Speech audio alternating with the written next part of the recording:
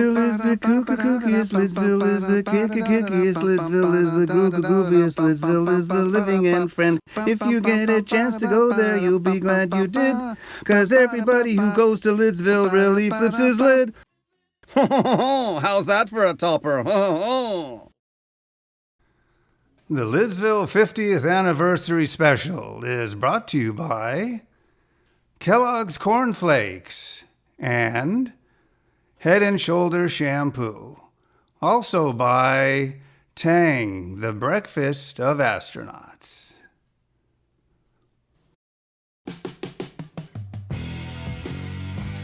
It's time for the Retro Time Machine, where we discuss all things retro.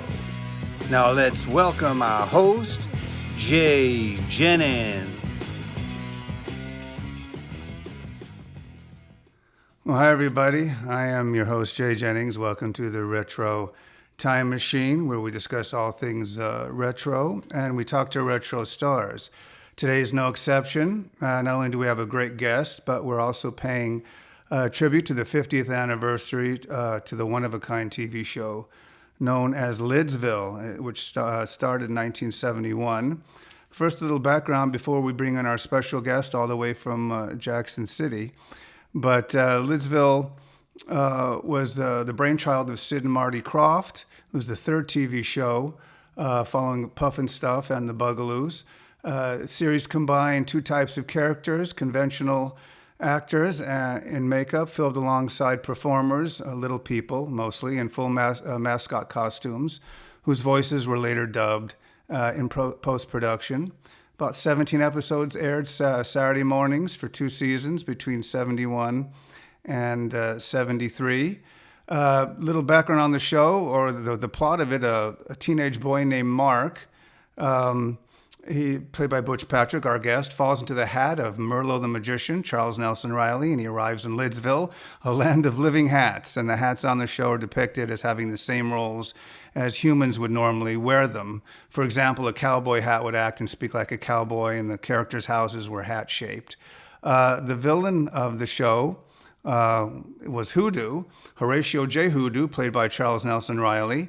Among other notable characters were Raunchy Rabbit, which was played by Sharon Baird, but voiced by Walker Edmiston, and Weenie the Genie, played by Billy Hayes, who also played Witchy Poo in Puffin' Stuff.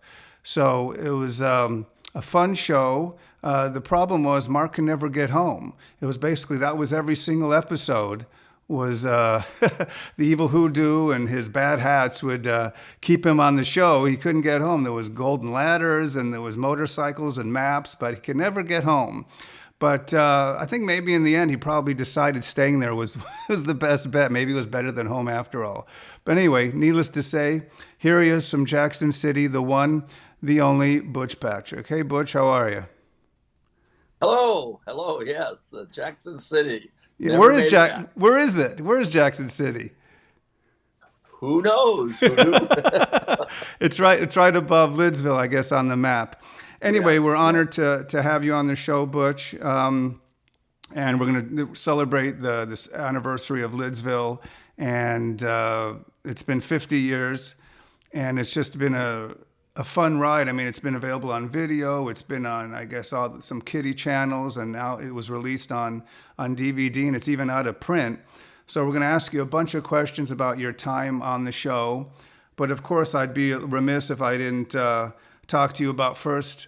You were on almost every show before that, every major popular TV show, you name it. Too many to name here, and you were on it. And my favorite appearances, because I'm a little younger than most, were the Monkees and Shazam. So I hope you don't mind. I have a couple questions about that. But first, we also know you played Eddie Munster on the Munsters. I mean, that goes without saying, and that deserves a tribute show for all itself. But we're playing tribute to Lidsville, and some of the hats will be here a little later to wish you well.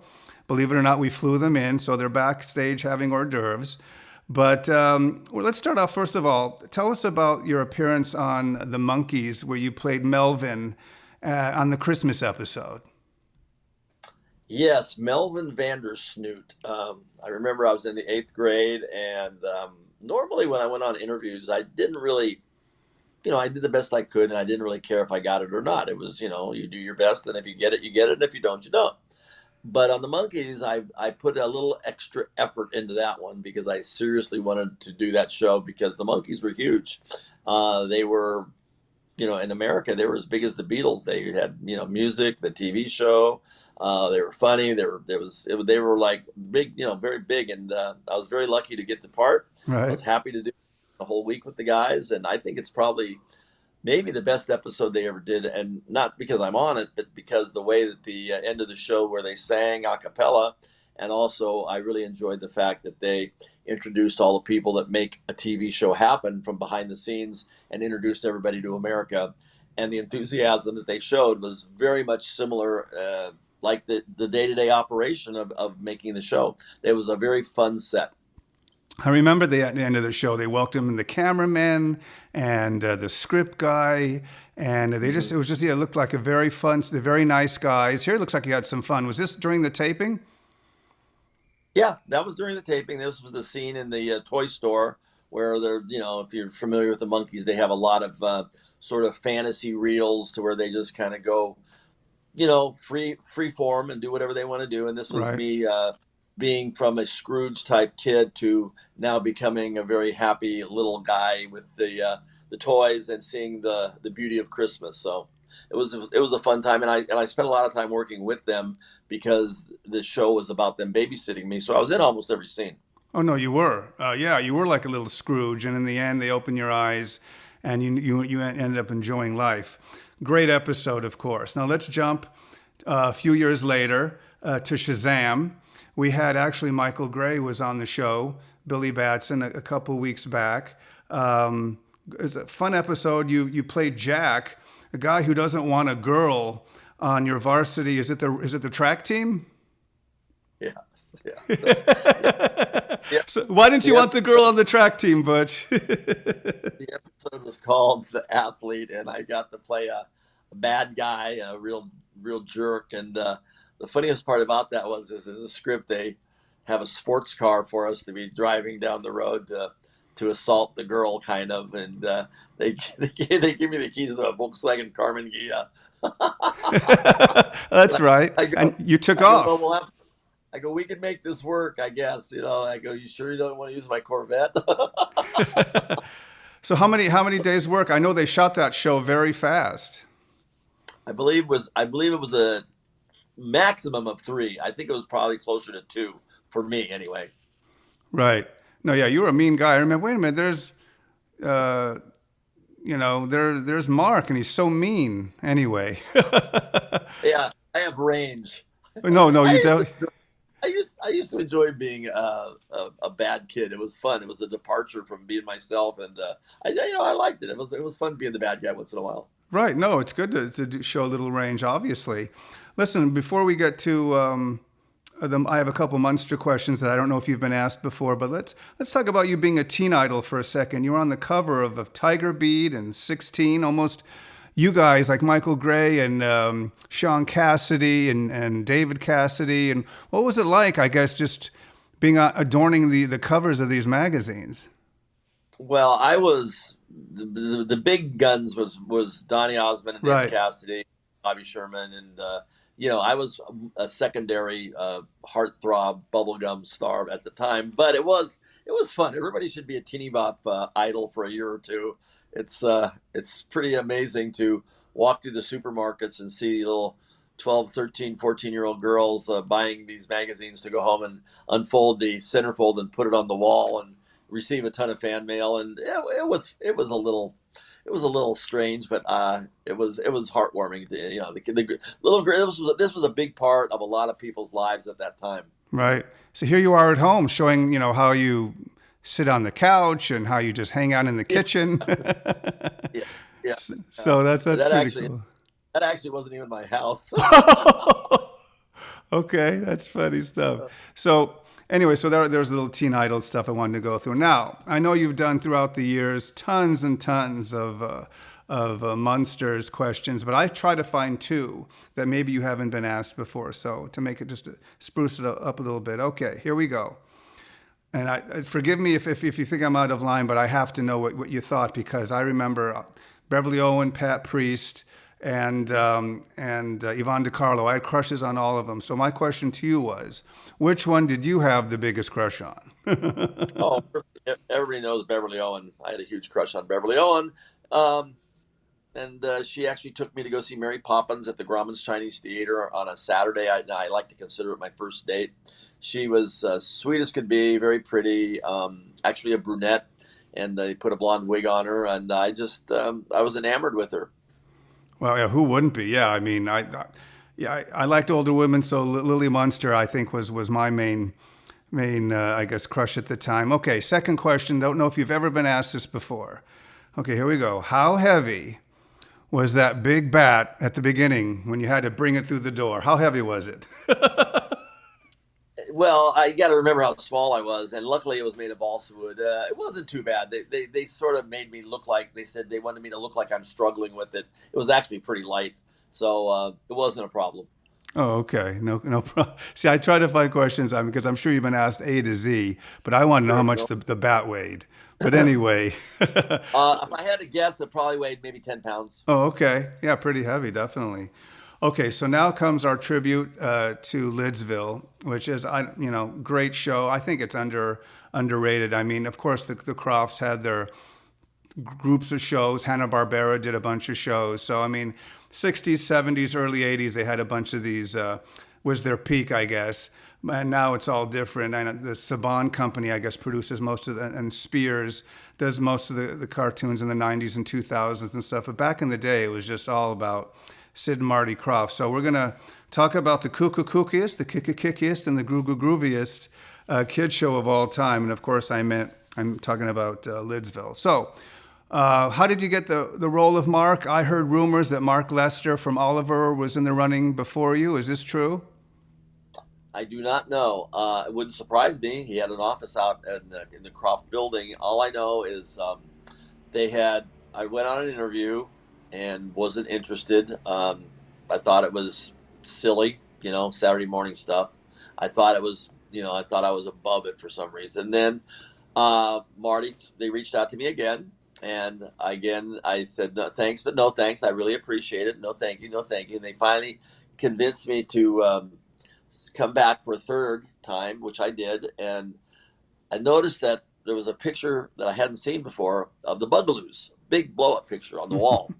And I looked over at Caroline Ellis's picture and I said, is there any chance that she might be dropping by? And they go, maybe.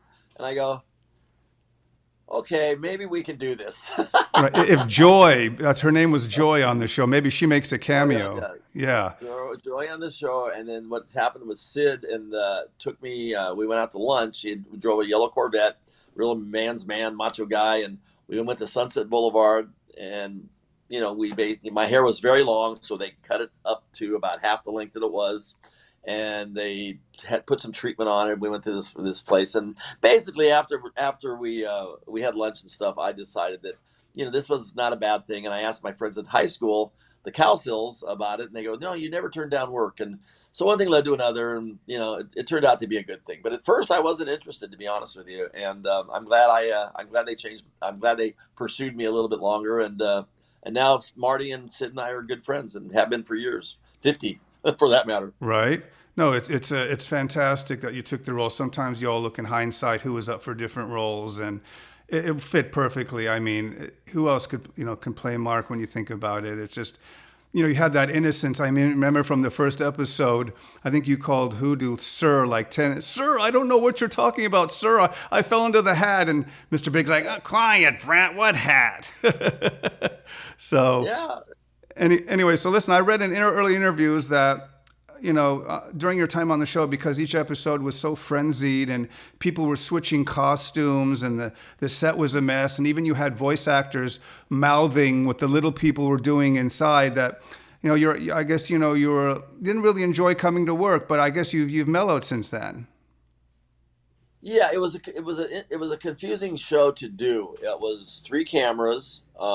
As you said, the little people weren't speaking. We had voiceover actors reading the dialogue on set through a loudspeaker, and then we had a director, Tony Sharmley, who was directing from a different soundstage. He was out in a booth outside the soundstage, so he was talking to you and directing you through a God mic. So it was a really, and we had chroma key too. We were using a lot of chroma key, and it was a new medium. So it was cutting edge for its time, and we had a lot of dialogue and we had a lot going on, and it was a little difficult with the three cameras covering everything. So it was a handful, and but we got through it.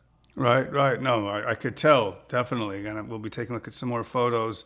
I'm going to mention some people to you, and you tell me how you got along with them and if you've kept in touch, I mean, while they were still alive. And of course, we'll begin with Hoodoo himself, Charles Nelson Riley. Charles Nelson Riley, no, after the show, I never saw Charles again. No, I Oh, never did.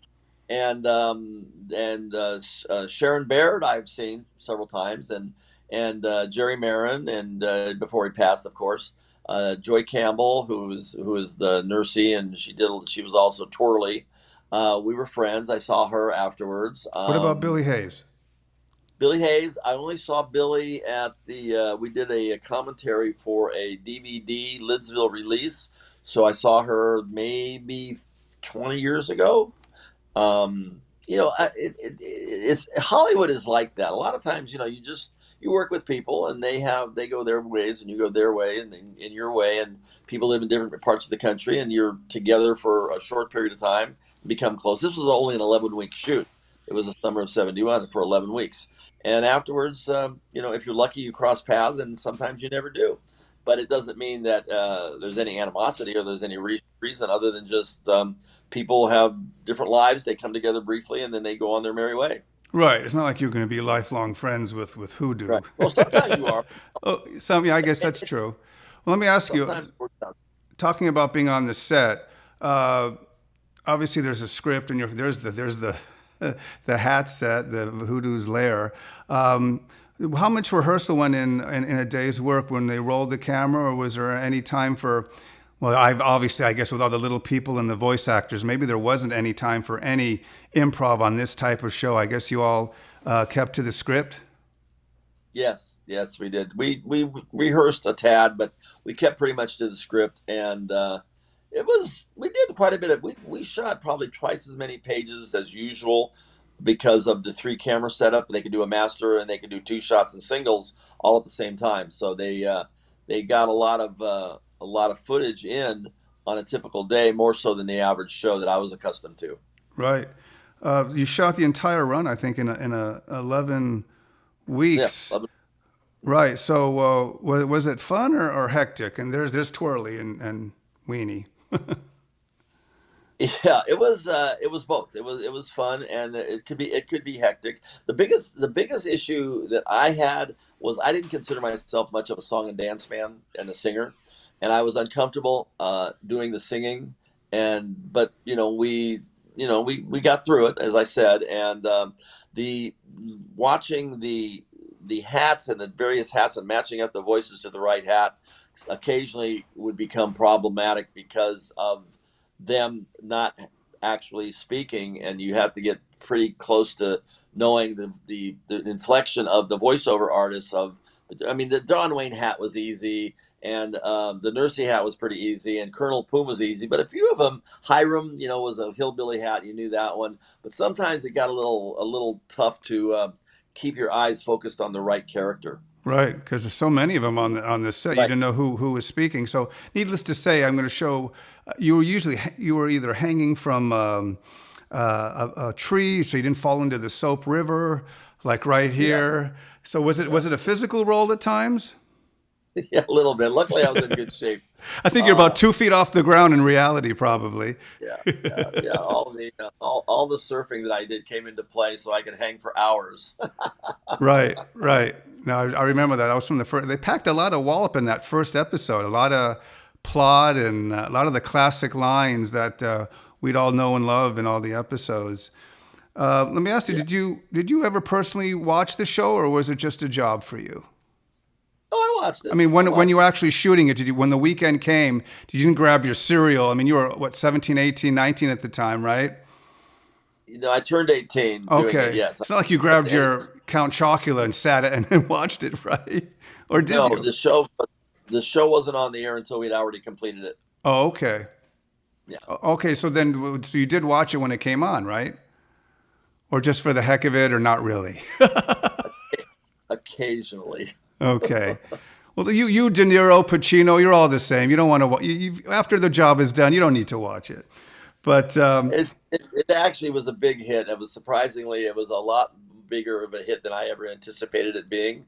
And then we had to do. I remember that year we did the Rose Parade on a Lidsville themed float, was sort of a request that was made by the studio, and I accepted and did what they asked to do, and it was interesting to ride on the Rose Parade New Year's Day. That was something kind of a treat. I think I might have that might even be floating around on YouTube. I think Bill Welsh, I think, was the host of those shows, all those stuff from the parade. So that was a public appearance. So did you do a lot of public appearances? Were you always mobbed, or was it just few and you just would take an occasional acceptance? You'd appear with maybe one or two cast members. How did that go? I didn't do that. Was the only personal appearance I did for Lidsville. Oh, so you didn't appear at the park when they had when they had the Hollywood Bowl show. No. Oh, so it was just the hat characters and another guy playing the Charles Nelson Riley role, I think. Yes. Because I think I he. was.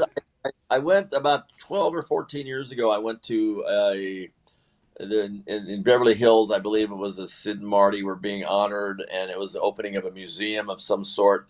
And I remember going to that and seeing. I mean, it wasn't that I disliked it. It just there wasn't a whole lot of media going along with it like they do today. It was sort of a different style of. And you got to remember that it was not a feature film. It was a Saturday morning series, so there was less media hype around it than you might anticipate. Right. No. Also, I'll go on a different camera.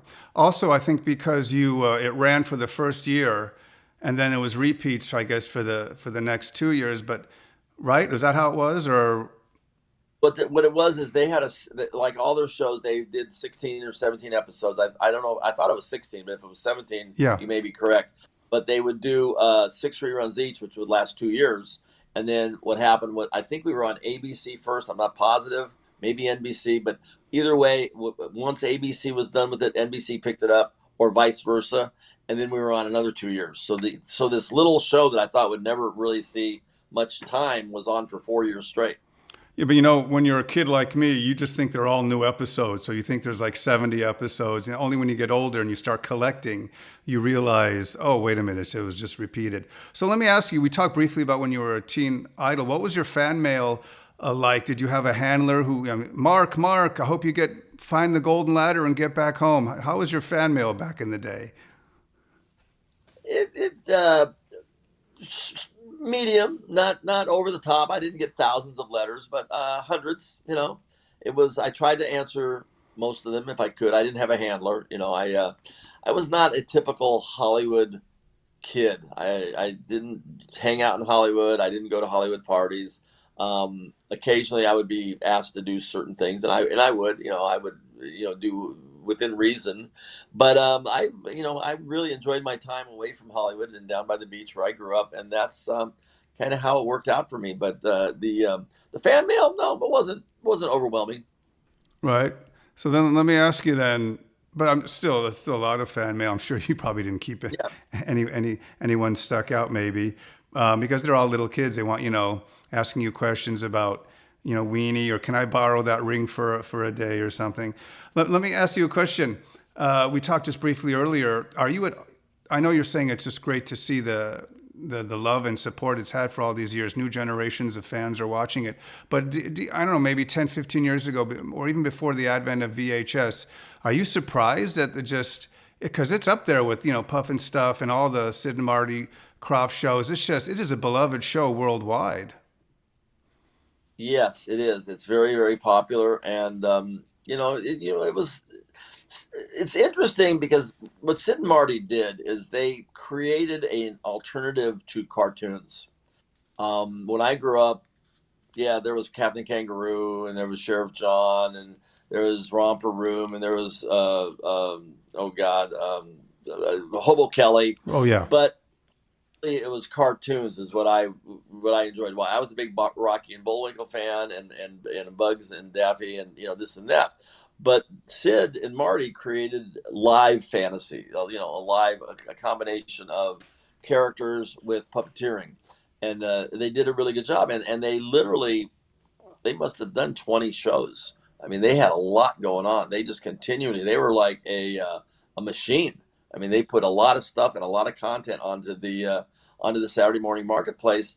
And then they also, went into late night, not late night, to evening stuff with the Bradys and Donnie and Marie and Pink Lady and a few other things. And some of the deals that they did with the DC Follies is just genius. So they were not just Saturday morning people. They were really talented, and they introduced a new genre of young Saturday morning type programming. Oh, absolutely, absolutely. And I'm going to ask you one last question about Sid and Marty Krofft. Legend has it that maybe they partook in the funny cigarettes to come up with Lidsville, because obviously Lid, I guess back in the day, was a reference to marijuana. And it's funny, they both denied it, but I think I read an interview where you said one day you were called to their office and you smelled something funny.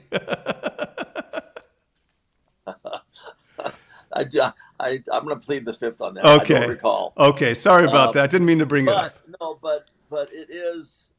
They can deny it, but I do believe that even if they weren't partaking in it, they were taking advantage of the '60s and the psychedelic era to apply the mindset of the community and the country into it. Whether it was actually helping them create these things or not, they certainly took advantage of the psychedelic period to make that case. Oh, okay. Yeah, I mean, it is one of those trippy shows, and they also say the same thing for Puff and Stuff as well. Puff and Stuff, Yeah. I guess. I don't know, but And I believe at the Bugaloos I wasn't a big Bugaloos fan, but I believe that there was also a Land of the Reds and the Whites, and there was some kind of drug, overtones to that. But that was just, that could have just been coincidence. right, Lidsville. You're right. Total coincidence. Could have been Fedora Junction, and it could have been Hatland, but no, it was Lidsville. Right. Well, at least they didn't call it a bag, right? Bagsville Yeah, yeah, or something like that. Anyway, so right. what I'm going to do is I picked out 8 stills, screenshots that represent 8 of my favorite episodes or segments from various episodes. When you see them, perhaps you have a few words about that particular episode, fond, hopefully. So I'll show them to you, and you will start with the first one, and we're going to say Big Daddy. Big Daddy Hoodoo. Right. What did you remember Well, about him dressing up in that? I guess he was walking in a giant, almost like a hot air balloon of hoodoo. And he said, and he's stomp. And he was going excited. to stop. You're all scared. He almost got one of you. You remember when you crept out? Who did he almost nail? The nurse? I told you, we're 50 years ago here, Jay. All right, let's move on. I'm sure you'll remember Wizzo, though. Oh, the great Wizzo. Yeah. Yeah. Yes. That was one of the weeks that I don't remember very clearly, but yes, I was his competition. I think we were supposed to be competing in powers or something. The great Wizzo. Right. You had some fake sparklers or something that he wasn't aware of, Yeah. or some little bombs Right. that the little people That were throwing. Okay. How about the guest appearance when I guess Billy had to play 2 roles when Witchy Poo came? right. I put on the Mae West outfit and played. Tried to steal Hoodoo's affection to get Witchy Poo out of the picture. That was a funny episode. It was called Have I Got a Girl for Hoodoo? Right, right. I remember that really well. So was it Billy? Was it kind of strange seeing her? Did they shoot one of all her parts and then she did all the weenie parts? Yeah, no, she was good. It was a good episode. Back and forth. Okay, how about And I another? did a good Yeah. and I did a good Mae West. Oh, you did. Come up and see me sometime. Yeah. Hey, big. Okay, how about when you actually played a genie yourself, Yep, I remember that playing the genie myself. right? Yep. Now, what was it? They decided just to make you a male version of Weenie, Pretty much. right? Okay, let's move on to another great episode where the Imperial Wizard.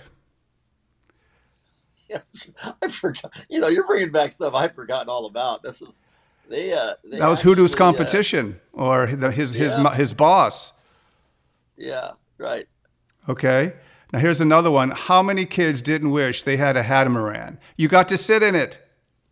You got to sit in it. I had him around. Yep, I remember 13 and 5/8. I think the size was.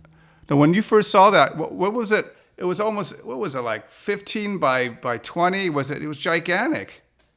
No, it wasn't 15 by 20, but you can see it's probably about 5 feet across, and with the rim, it's good size. That's for Well, the sure. one you fell in, though, is bigger.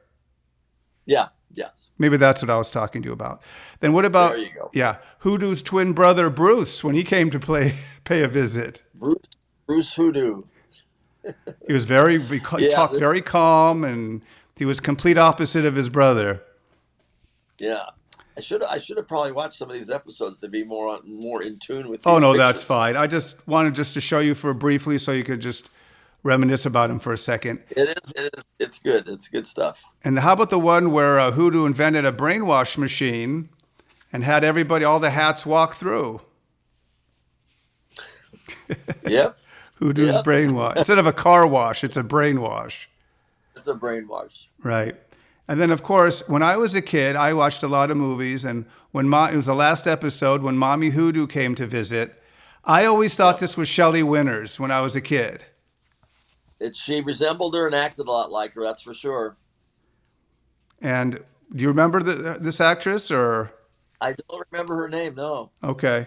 I forgot it too. I Don't look wish I back. actually jotted it down, but I just wanted to show you these photos and just spark a memory or two. You So, did. Success. well, then in 2004, we're just going to jump right. Rhino finally put out the series on VHS, but only about 3,000 copies. Then a year later, the entire series was put out on DVD. It's way out of print. I've seen go for $300-400 on some of the auction sites. Really? Yeah, it's a very sought after set. Does that surprise you? No, it's good. They pop up at personal appearances occasionally, and I didn't know that they were that pricey. Yeah, a lot of them. Also, the filmation stuff is also very pricey as well. The Arc 2s and the Space Academy, they're, yeah, a couple $100 are way out of print. So also in 2004, Butch, there were the first talks of a Lidsville animated feature, which was discussed even as late as 2011. I guess thoughts of turning it into a live action feature with Jim Carrey as Hoodoo. That's what I guess Sid and Marty told me when I saw them at one of the Hollywood collector shows. That was too bad because, I did a Hoodoo. I did a Hoodoo too. So I was like, well, I wanted to audition.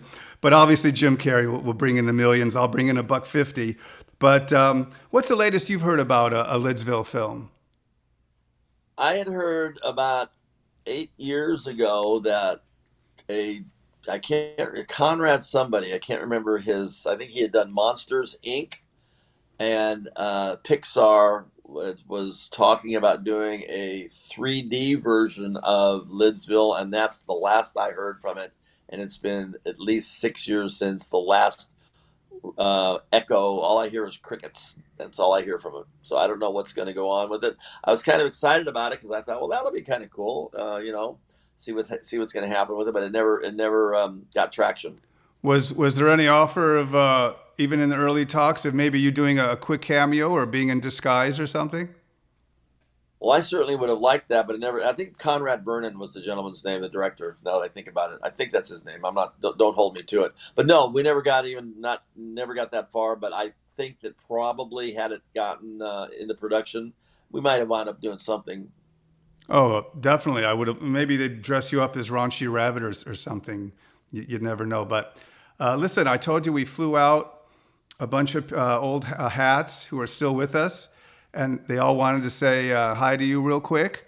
The first one Okay. is the Hat Band. Hat Band, Welcome, welcome, welcome, welcome, welcome, welcome, Butch.